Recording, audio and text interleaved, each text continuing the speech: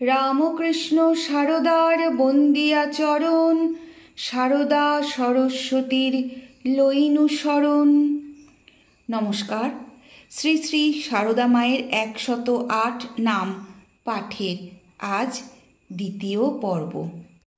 শুভ দিনে কন্যা এক জন্মিল তাহার, ঠাকুরমণি নাম দিল কোষ্ঠীর বিচার।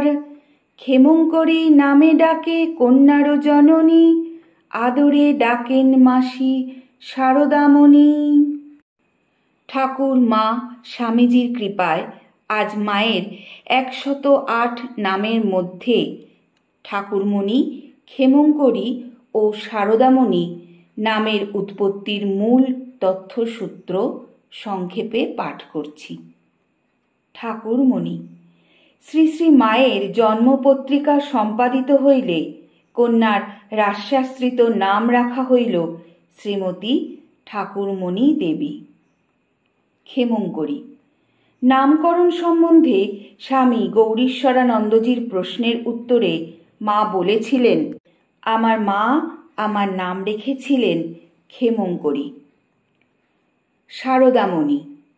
জয়রামবাটিতে স্বামী গৌরীশ্বরানন্দজিকে শ্রী শ্রী মা বলেছিলেন, আমি হবার আগে আমার যে মাসিমা এখানে সেদিন এসেছিলেন তার একটি মেয়ে হয়।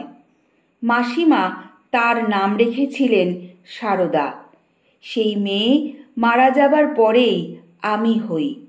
মাসিমা আমার মাকে বলেন, দিদি তোর মেয়ের নামটি বদলে সারদা রাখ, তাহলে আমি মনে করব আমার সারদাই তোর কাছে এসেছে এবং আমি ওকে দেখেই ভুলে থাকব। তাইতে আমার মা আমার নাম সারদা রাখলেন। জয় মা।